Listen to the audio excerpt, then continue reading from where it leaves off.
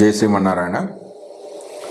జ్ఞానానందవయం దేవం నిర్మలా స్ఫటికాకృతిం ఆధారం సర్వవిద్యానాం హయగ్రీవ ఉపాస్మయే. ఆపదాపహర్తారం దాతారం సర్వసంపదాం లోకావిరామం శ్రీరామం భూయో భూయో నమామ్యం.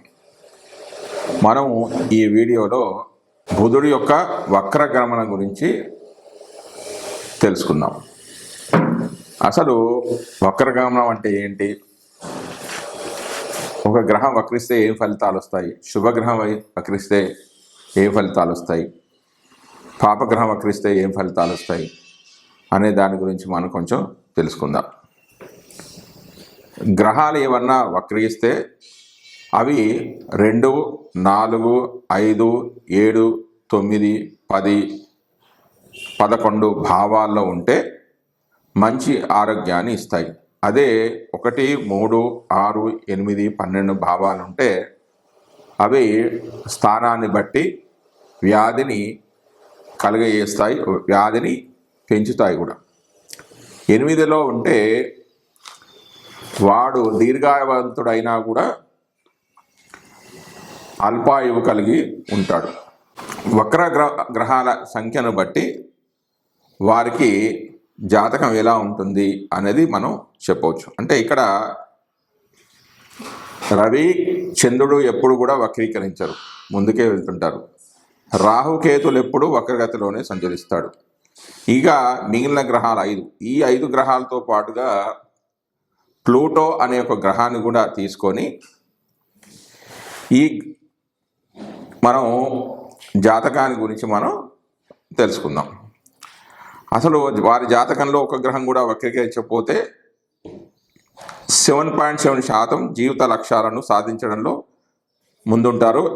ఎక్కువగా సమస్యలు అనేవి ఉండవు.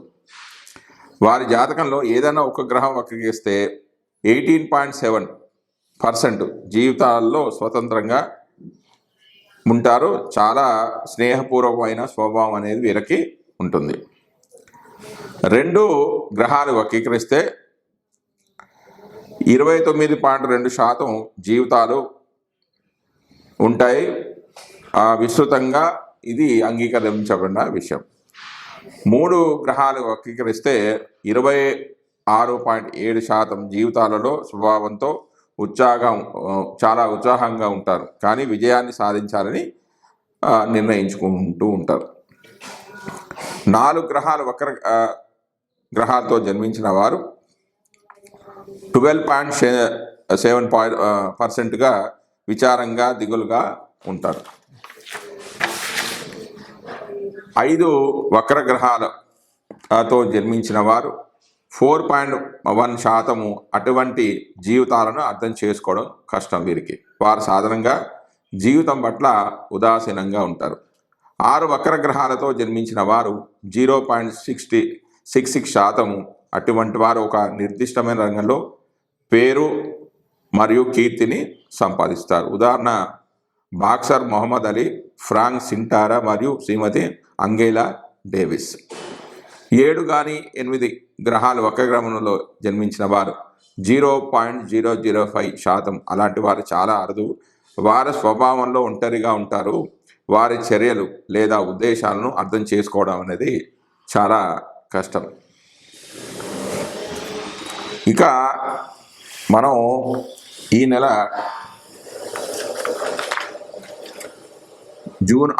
ఆగస్టు 6వ తారీఖు నుంచి ఆగస్టు 28వ తారీఖు వరకు బుధుడు వక్రీకరిస్తూ ఉన్నాడు. వక్రీకరిస్తే ఫలితాలు ఏంటి అని మనం తెలుసుకుందాం. బుధ గ్రహం వక్రీకరిస్తే సంవత్సరంలో ఒత్తిడి అనేది చాలా పెరుగుతుంది. అభిప్రాయ భేదాలను, సమస్యలను సృష్టిస్తాడు. జీవితాన్ని చాలా ఇబ్బంది పెడతాడు. కాబట్టి కంప్యూటర్ వల్ల కానీ, ఇంటర్నెట్ వలన మరియు ఇతర సాంకేతిక పరిజ్ఞానాల వల్ల సమస్యలు రావచ్చు.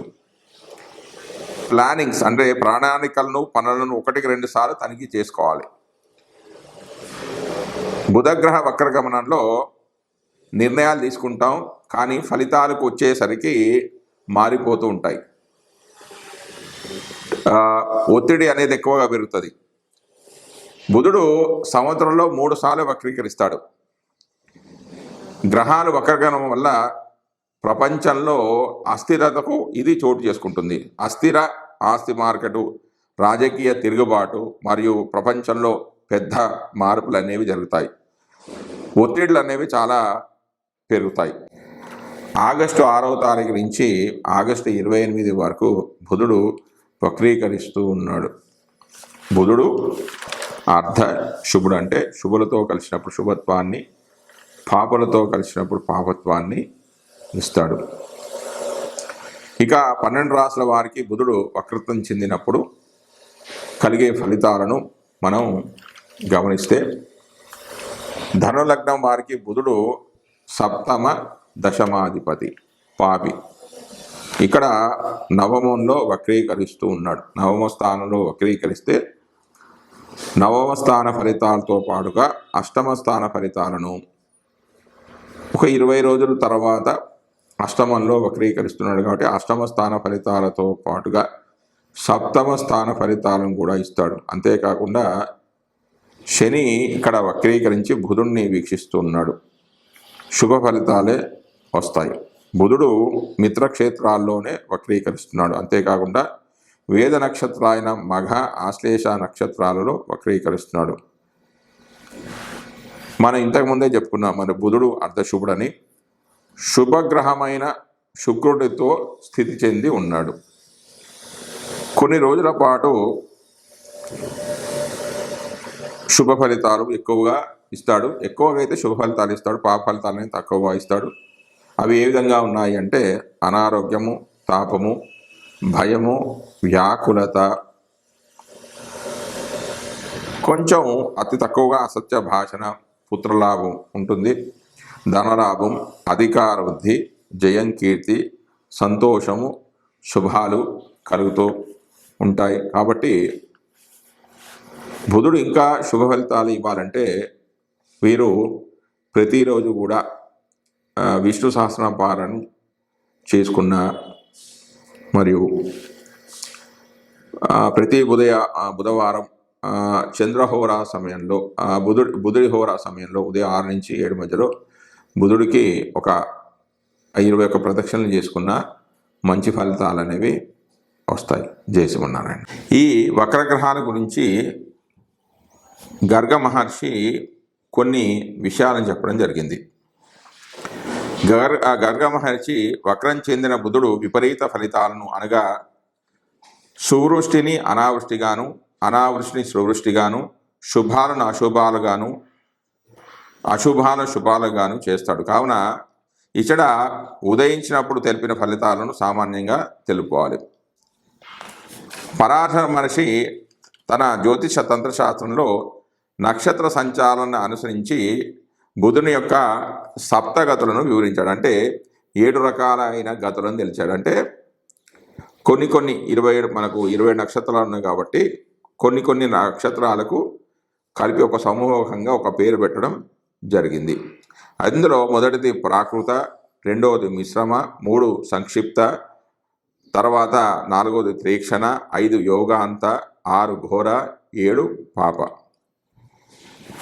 స్వాతి, భరణి, రోహిణి, కృత్తిక ఈ 4 నక్షత్రాలందు బుధుడు సంచరిస్తే దాన్ని ప్రాకృతమని, మృగశిర, ఆరుద్ర, మఘ, ఆశ్లేష నక్షత్రాలు సంచరిస్తే దాన్ని మిశ్రమగతి అని, పుష్యమి, పునర్వసు, పుబ్బ, ఉత్తర ఈ నక్షత్రాలు సంచరిస్తే సంక్షిప్త గతి అని, పూర్వభాద్ర, ఉత్తరాభాద్ర, జ్యేష్ఠ, అశ్విని, రేవతి ఈ నక్షత్రాలు బుధుడు సంచరిస్తే దాన్ని తీక్షణ అని పిలుస్తారు. ఆ విధంగానే మూల, పూర్వాషాఢ, ఉత్తరాషాఢ నక్షత్రంలో బుధుడు సంచరిస్తే దాన్ని యోగాంతిక గతి అని, బుధుడు హస్త, అనురాధ, జ్యేష్ఠ నక్షత్రంలో సంచరిస్తే దాని పాపగతి అని అంటారు. శ్రవణము, ధనిష్ట, శతభిషము నక్షత్రాలు మరియు చిత్త, స్వాతి, విశాఖ, అనురాధ నక్షత్రాల్లో సంచరిస్తే దాని ఘోరగతి అని, హస్త, అనురాధ, విశాఖ నక్షత్రాల్లో బుధుడు ఆ పాపగతిలో ఉంటాడు. బుధుడి యొక్క ఈ ఇప్పుడు చెప్పిన సప్తగతులలో బుధుడు ప్రాకృత గతి చాలా మంచిదంటే ఈ ప్రాకృతంలో చెప్పిన ఆ నక్షత్రాల్లో బుధుడు సంచరిస్తే మంచి ఫలితాలు ఇస్తాడు. రాజులకు అభివృద్ధి ఉంటుంది, జనులకు ఆరోగ్యము, సస్యాభివృద్ధి అంటే పంటలు బాగా పండుతాయి. త్రీక్షణ యోగాంతిక ఘోర పాపగతుల వల్ల సమస్తమైన ప్రాణులకు కూడా వైపరీత్యాలు అనేవి కలుగుతాయి. ఈ 7 కాకుండానే వికలము, రుజు, అనువక్రము, వక్రము అని బుధునికి 4 రకాలైన భేదాలున్నాయి. ఆ గతులలో ఫలితాలు ఇస్తాడు. వికలం అనేది చాలా బలమైనది. బుధుని యొక్క వికలగతి వల్ల శస్త్రభయాలు కలుగుతాయి. రుజుగతి వల్ల అంటే మామూలుగా వెళ్ళడం వల్ల శుభాలు కలుగుతాయి. అనువక్రం వల్ల ధననాశనం కలుగుతుంది. వక్రగతి వల్ల రాజులకు యుద్ధాలు కలుగుతాయి. బుధుడు ప్రాక్త సంఖ్య గల నక్షత్రాల్లో స్థితి చెంది అదే నక్షత్రాల్లో స్థితి చెంది ఆ నక్షత్రాల్లోనే ఉదయిస్తే 40 రోజుల్లో ఉదయిస్తాడు, మళ్ళీ అదే నక్షత్రంలో అస్తమిస్తాడు. మిశ్రమగతి నక్షత్రాల్లో స్థితి చెంది 30 రోజుల్లో ఉదయిస్తే అదే నక్షత్రంలో అస్తమిస్తాడు. సంక్షిప్త గతి అందులో ఉదయిస్తే 22 ఉదయిస్తాడు, 22 ఆ లోపలనే అస్తమిస్తాడు. తీక్షణ గతిలో ఉదయిస్తే 18 రోజులు ఉంటాడు, అందులో ఉన్న నక్షత్రంలోనే అస్తమించడం అనేది జరుగుతుంది. యోగాంతికాలో ఉదయం కానీ అస్తమం కానీ 9 రోజులు అయితే అదే నక్షత్రంలో ఉదయిస్తాడు, వాటికి సంబంధించిన నక్షత్రాల్లోనే అస్తమించడం అనేది జరుగుతుంది. ఘోరగతి అందు 11 దినాలు, పాపగతి అందు 11 దినాలు, ఉదయ అస్తమాన యొక్క దినాలు ఉంటాయి. దీనిని పరాశర కశ్యప ఋషులు కూడా సమర్థించారు.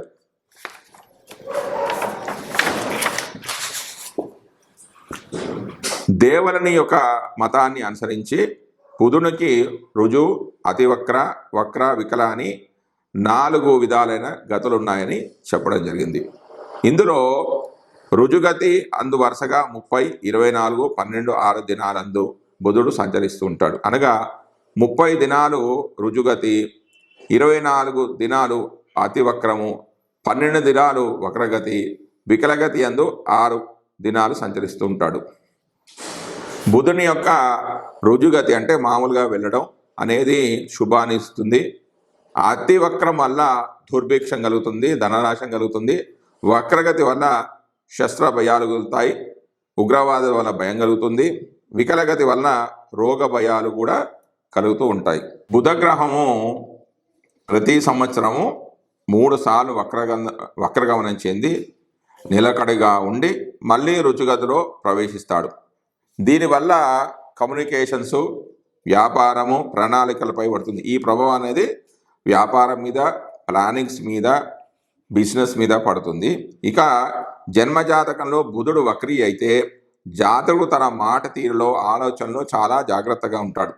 ఇక సాధారణ విషయానికి వస్తే బుధుడు వక్రీ అయినప్పుడు తపాలా పనులలో జాప్యము, ఉత్తరాలు అందకపోవడము, కమ్యూనికేషన్లకు అంతరాయం కలగడం, టెలిఫోన్లు అనేవి పనిచేయకపోవడం, రవాణా సమస్యలు, అచ్చు తప్పులు, పొరపాట్లు, తప్పుడు నివేదికలు, పరిశ్రమలలో ఉత్పత్తి, రవాణా ఆలస్యంగా జరగడం, పరిశ్రమలకు రుగ్మతలు, సమ్మెలు, మిషన్లు చెడిపోవడం, కార్మిక నాయకులతో చర్చలు విఫలం కావడం జరుగుతాయి.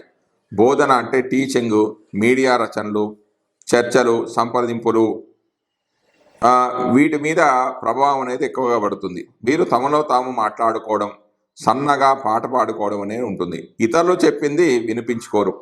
వారు చేసేది, చెప్పేది ఏమిటో అర్థం కాదు. అసలు పొంతన అనేది ఉండదు. బుధుడి యొక్క వక్రగమనం వల్ల జరిగే చెడు ఫలితాలు ఏమిటి అంటే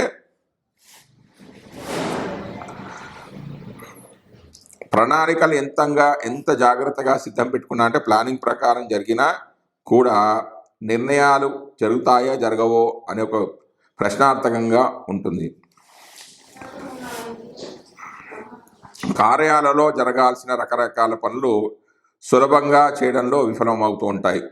వ్యక్తిగత విషయాల పరిధిలో జీవితంలో ఒక స్పష్టత లేకపోవడం వల్ల తీవ్రమైన భ్రమకు గురి చేస్తూ ఉంటుంది.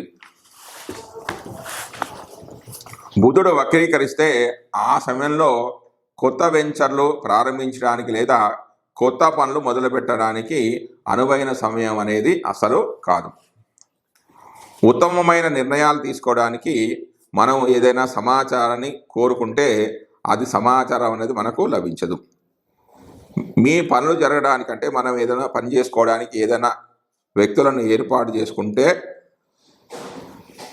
వారిని నమ్మకుండా మనమే సొంతంగా పని చేసుకోవాల్సిన అవసరం ఉంటుంది. ప్రతి పని నిరాశను గురి చేస్తాయి. ప్రతి పని దుర్వినియోగం అవుతుంది.